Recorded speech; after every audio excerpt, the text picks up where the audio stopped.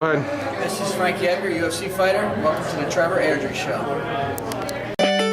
Some genius said, just to give it all up, cause I'm careless. I never do what it is I'm told.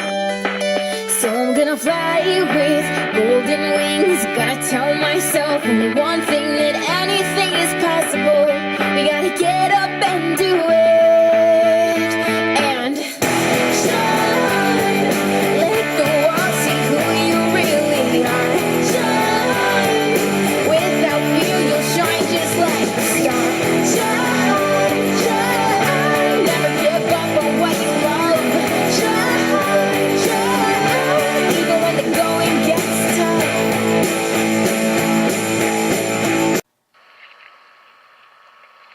Welcome everybody to episode 12 of the Trevor Airdrie Show. I am your host, Trevor Airdrie. Today's show is dedicated to the coach, Shawn Tompkins, where on the weekend I was lucky enough to share the day with the Tompkins family and Team Tompkins for the second annual Shawn Tompkins Memorial Golf Tournament. As well, special thanks goes to Shawn Tompkins' niece, Jacqueline Van Happen, for the song Shine, which is the new intro music to the show.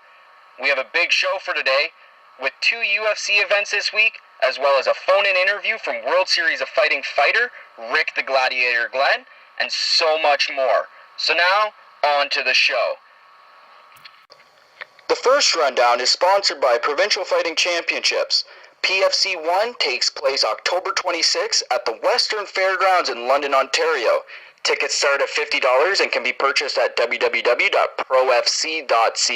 and is a can't-miss show. Alright, tonight, UFC Fight Night 27. It takes place in Indianapolis, Indiana. It's main evented by Carlos Condit versus Martin Kampmann, both of which are coming off of losses, oddly enough, to the same opponent in Johnny Hendricks. Condit at least, got the decision loss. Martin Kampmann knocked out in impressive fashion against Johnny Hendricks.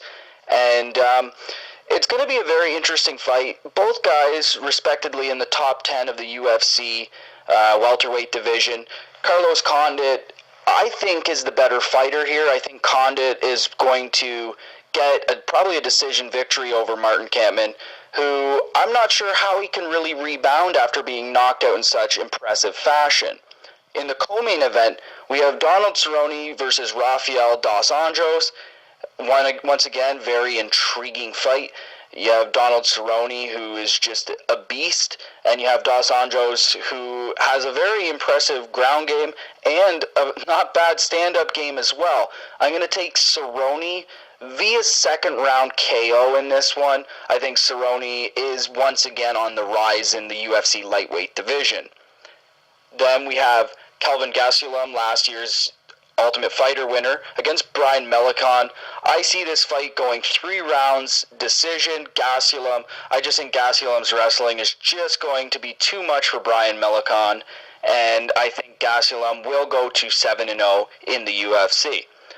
Then we have another UFC Tough Enough winner in Court McGee going up against Robert Whittaker. I see Court McGee getting probably a first-round knockout in this fight. It's just, I think he is an incredible fighter. I think he has really powerful hands, and that's going to be the end of that one. Then we have Takeya Mizugaki versus Eric Perez. I see Eric Perez with a submission victory in this one, probably in the second or third round.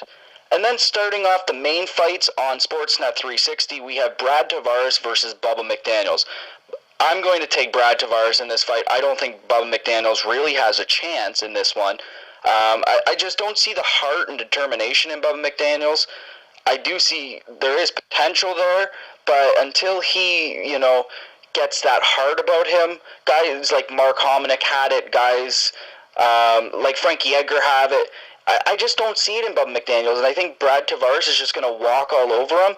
I see that being a very quick first-round knockout. And then before that, we have the preliminary bouts on Sportsnet 360 as well here in Canada. They will feature Dylan Andrews versus Papa Abidi. I'm going to take Dylan Andrews via decision in this fight. I'm just going to run down the rest of the fights relatively quickly here. Then we have Justin Edwards over Brandon Thatch. I'm going to take Edwards over that one, probably via decision. I'm going to take Hayoki over Elkins, which should be a very interesting fight. I could probably see that one being fight of the night. I'm going to take Hayoki via second round submission there. And starting off the prelim bouts on Sportsnet 360, I'm going to take Jason High over James Head via decision. Before that, we'll have the preliminary bouts on Facebook. I'm going to take Zach Cummings over Brent Alloway, and I'm going to take Abel Trujillo over Roger Bowling. So tonight, UFC Fight Night times, we have the preliminary bouts on Facebook starting at 5 o'clock Eastern Time. We have the preliminary bouts on Sportsnet 360 starting at 6, and once again on Sportsnet 360 at 8 o'clock as for the main card. And for all those that don't know, Sportsnet 360 formerly was The Score. So just look at your listings where The Score used to be if you're not familiar with Rogers Sportsnet 360, and you can see the fights there. So up next, In the News. In the News is sponsored by Street Soldier. Sweet swag at sweet prices. Go to www.strtsoldier.com to get yours today. So this week in the news, we have UFC veteran Czech Congo signing with Bellator for their Season 9 heavyweight tournament. It's a good contract for both sides as Bellator gets a marketable fighter, and Czech Congo can go over to Bellator and maybe rebound from his last few fights in the UFC and get some wins. Also this week, UFC has made history as they're sending their first ever female fight over to Manchester, England for UFC Fight Night 30. It'll feature 2 of the top 10 women in the world, Rosie Sexton versus Jessica Andrade. Also, Bellator President Bjorn Remny has stayed true to his word, making the Tito Ortiz Quinton Rampage Jackson pay-per-view the biggest event in Bellator history. They have added Pat Curran versus Daniel Strauss in a featherweight title match, and the card also features Michael Chandler defending his lightweight champion against a returning Eddie Alvarez, and an interim light heavyweight championship bout between King Mo and Emmanuel Newton. Also this week, some bad news for UFC fan favorite Conor McGregor, as he will be out of action for up to 10 months following tearing his ACL in the fight he won against Max Holloway. Here's hoping Conor McGregor can rebound and come back to the cage soon as possible, as he is one of the most exciting fighters currently in the UFC. Also, some big news out of London, Ontario this week, as Adrenaline Training Camp's own Jesse Ronson finally makes his trek to the UFC. I say finally because I believe in my heart he was ready 2 fights ago to jump to the UFC, and he will replace Mark Bocek on the UFC 165 card in Toronto versus Mikael Prazeres, on a card that also features a main event of Alexander Gustafsson versus Johnny Bones Jones for the light heavyweight championship, and teammate Chris Clements versus Stephen Wonderboy Thompson, which should be another incredible fight on the UFC 165 card in Toronto. If you haven't got your tickets or ordered it on pay-per-view, I would recommend doing so, as those are going to be some pretty incredible fights there. Alright, so that's all I have for In the News. Alright, now it's time for 10 Questions with Trevor Airdrie, sponsored by M&A Sports Media. Big news is always on the go. Go to www.mnasportsmedia.com. As well, you can go to www.supportlocalfighters.org and pick up your Support Local MMA t-shirt and or wristband. And 58% of the proceeds go to benefit local fighters, so it's definitely something that you should check out. So this week's guest on the Trevor Airdrie Show is Rick the Gladiator Glenn, who joined me on the phone Monday. So, without anything further, have a listen to the interview. Enjoy. Joining me on the phone for 10 Questions with Trevor Airdrie, brought to you by M&A Sports Media, current World Series of Fighting fighter Rick the Gladiator Glenn, whose fight is coming up September 14th on the World Series of Fighting 5 in Atlantic City, New Jersey, against 6-0 Arthur Rafi. How are you today, Rick? Hey, I'm doing good. Just got out of practice a little bit ago and just been hitting it hard. Alright, sounds good. Are you ready for 10 questions? Yeah, I'm ready. Alright, here we go. How did you get the nickname the Gladiator? My uncle Mickey gave it to me. He actually gave it to me my last amateur fight. We were getting ready to come out. We're in the back, back behind the curtain, and they announced Rick the Gladiator Glenn, and I was pretty surprised, but he gave it to me just because I was calm and patient. But I went after the kill in my fights. Sounds good. Did you have a good camp, and what did it consist of? Yeah, my camp's been going good. Just consisted of a lot more strength and conditioning. I got a lot stronger, and then my grappling improved a lot, and the timing worked out pretty good because I got, 4 or 5 teammates from the gym fighting on this UFC card here in Milwaukee this Saturday.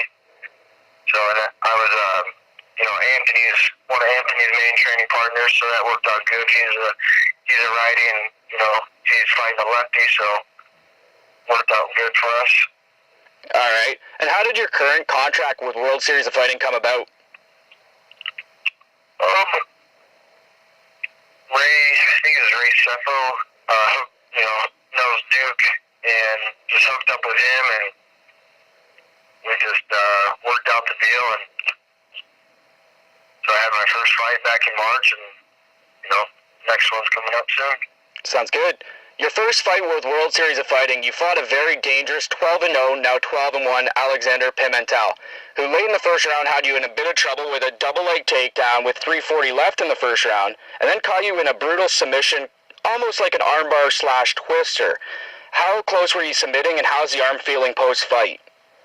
Oh man, yeah, that was a tough one. I had a moment there where when he was choking me, I was like telling myself, one more second, and I remembered how bad it sucks to lose, and I didn't want to lose, so I just, if he was going to choke me out, he was going to choke me out, but I just kept fighting, and the funny thing is, two of our jiu-jitsu instructors actually know him over in Brazil, and, talked to him afterwards, and, I don't know, it was a tough fight. Those first couple rounds were tough with his grappling, but I pulled through. All right. It looked like momentum started to swing in late in round 2. How did it feel coming from behind and knocking out a 12-0 Pimentel? Oh, it just felt great. Anytime you knock someone out, there's just something about it. You finish the fight, and it feels awesome. And then knowing, that he was such a good grappler, and I was able to hang with him, that was a good feeling. All right. And how do you plan on elevating your performance this time around? Just push the pace. I don't usually get tired of my fights, anymore. And I just want to push the pace and obviously get the finish. But I want to, really set a statement and look good. So. All right. So you're set to fight another undefeated opponent in Arthur Rafi. What's your thoughts on Arthur? I haven't seen much footage, but he seems like a tough guy. I think he comes out kind of wild and looks to do some grappling. So that'd be good. He's not going to be running from me. So all right, come to the fight. Okay, you're 12-2-1, currently on a 10-fight winning streak, with your last 6 fights being TKO stoppage, beating a talented group of opponents. Which would you tell a potential fan to say this is what Rick Glenn is all about? Like, what fight would you tell them to watch? This fight. Watch every fight. Yeah, I'm constantly training. Even after my fights, I get back in the gym, and I'm a hard worker. I'm going to bring in every one of my fights, and just stay tuned. All right. And who would your dream opponent be? If you could pick anybody to fight, who would it be and why?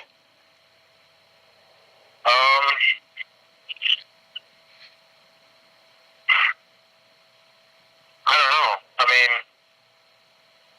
it'd have to be the guy with the belt. Everyone wants to be the best. So if they threw me in there right now, I couldn't say no. I know he's a beast, but I'll jump in there with whoever.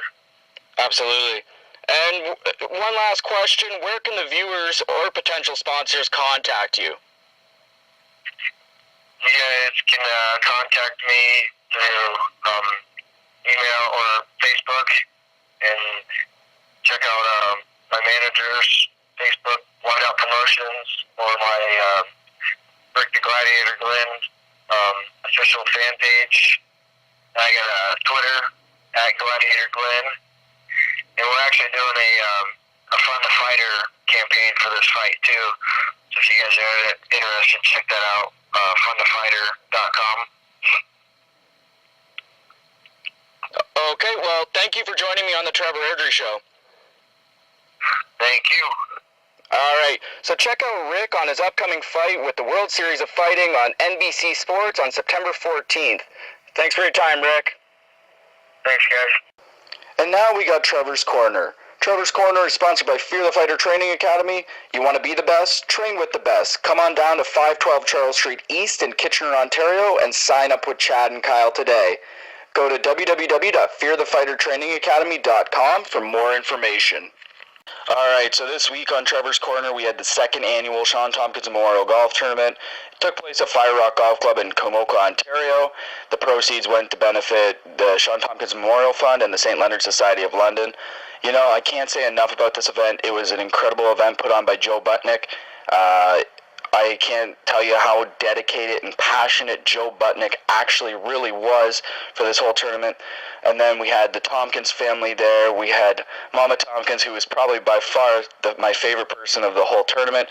She went riding around on a golf cart with my business partner, Chad. It was just fantastic. We had Jacqueline Van Happen singing the song Looking to the Stars, which she wrote for Shawn Tompkins, which, left the crowd very emotional. We had a special, segment brought in by Mike Goldberg from the UFC that did a little bit of a nice segment on Shawn, the memories that he had of Shawn. We had Mark Hominick with, the War on the Shore and donating $7,700 from Xerox for this incredible moment. It was a sold-out event. I just really can't say enough about the MMA community that really came together and brought on an incredible event. And I'm going to end this segment with a video recording of the Mike Goldberg address about Shawn Tompkins. And please enjoy.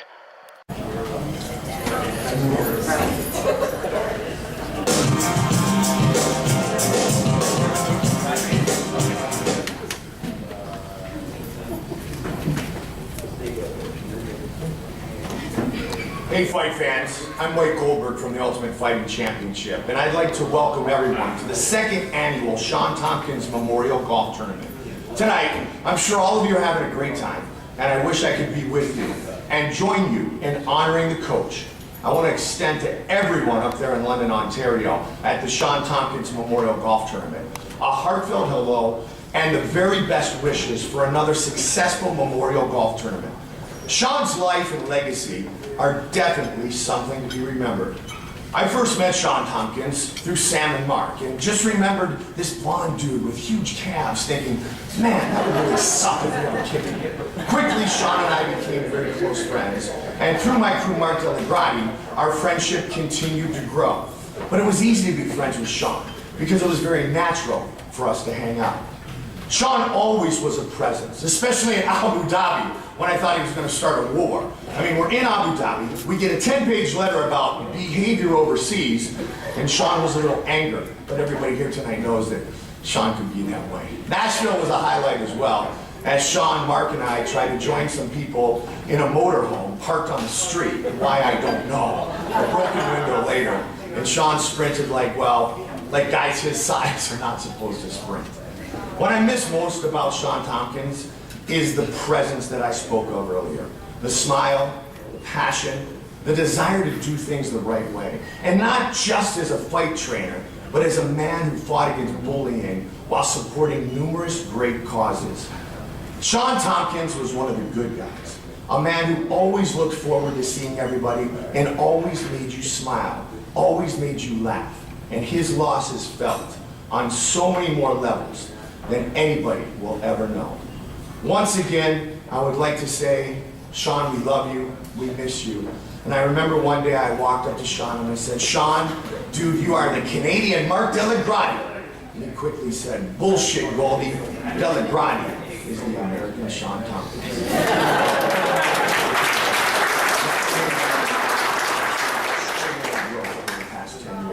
And it's no surprise and a fitting tribute to the World MMA Awards that they renamed the Coach of the Year Award after Shawn Tompkins. It's obviously touched and inspired. That's why we're all here tonight, having fun in his name and raising money for a worthy cause. Coach, you will always be missed, but never forgotten. Have a great night, everyone, and I look forward to seeing each and every one of you in Toronto next month for UFC 165.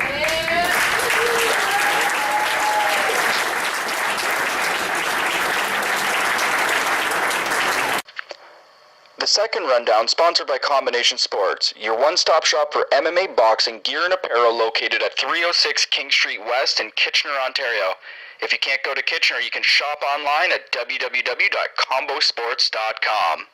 Alright, and for the second rundown this week, since there is 2 UFCs this week, we have UFC 164. It takes place this Saturday in Milwaukee, Wisconsin. It's main evented by Benson Henderson versus Anthony Showtime Pettis. It was originally supposed to be TJ Grant in Pettis' spot, but Pettis stepped up after the Grant injury and took on this fight on short notice. We have, an incredible matchup here. 2 guys that are the pinnacle of the lightweight division. Benson Henderson, I might be a little bit critical of just because I believe he lost against Gilbert Melendez, Frankie Edgar both times, but that's irrelevant at this point. He is your lightweight champion currently, but what's really funny about this fight is Anthony Showtime Pettis is actually the last person to beat Benson Henderson at WEC 53 back in December of 2010. And to be honest with you, it's the same way I see this fight going down. I see Anthony Showtime Pettis finishing Benson Henderson this weekend, probably in the second round. And I do believe if it does go to the judges, it will be another Benson Henderson fight. But I'm going to say Anthony Showtime Pettis, round 2, TKO, and Anthony Pettis will be your new UFC lightweight champion. In the co-main event, it's a very amazing matchup as well. In the heavyweight division, we have Frank Mir, the UFC guy that usually is the stepping stone to the upper echelon of the UFC, against a guy that hasn't fought for the UFC in a few years, in Josh Barnett. Which is very funny with Josh Barnett is he actually won the UFC title, but never had the chance to defend it. Well, he will be coming back to the UFC, and he's getting a top 10 opponent in Frank Mir. I see this fight going Mir's way. I have a feeling it's going to be probably a rear naked choke. I'm going to say probably round 3 as well. And it's going to be a great fight. I think if it stays standing, I think Mir's in trouble. But if it goes to the ground, watch your neck, Josh Barnett, because I'm pretty sure you're going to get choked out. Before that, we have Chad Money Mendez versus Clay Guida. You can argue with a win for Chad Mendez, he will be the number 1 contender for Jose Aldo, just due to the fact that he's 14-1, and the only guy he lost to was Jose Aldo. Clay Guida, he started to lose a step.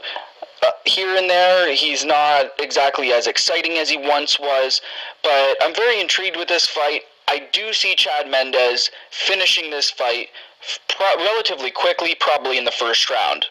Before that, we have another heavyweight tilt, Ben Rothwell versus Brandon Vera. 2 guys that have been in the sport for a long, long time. I'm going to say Brandon Vera is going to eke this one out with a decision victory. And starting out the main bouts on pay-per-view, we have Eric Koch versus Dustin Poirier.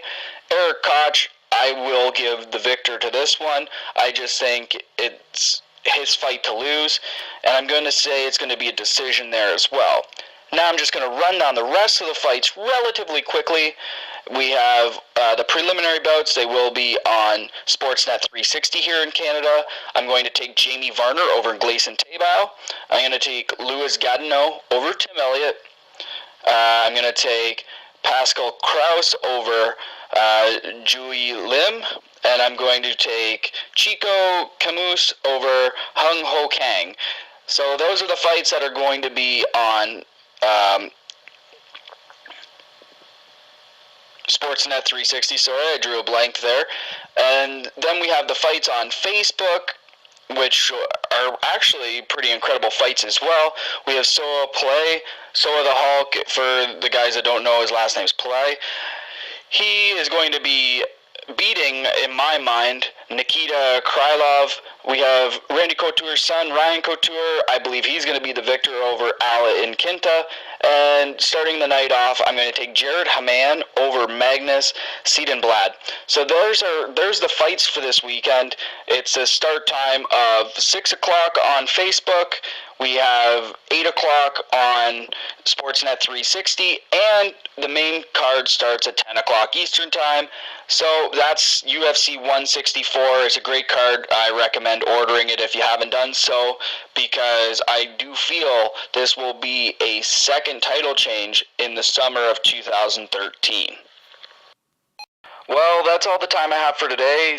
Special thanks to the Tompkins family, Team Tompkins, Rick the Gladiator Glenn, of course Joe Butnick for the incredible event on Sunday, my sponsors, Fear the Fighter Training Academy, Combination Sports, Street Soldier, Provincial Fighting Championships, and of course M&A Sports Media.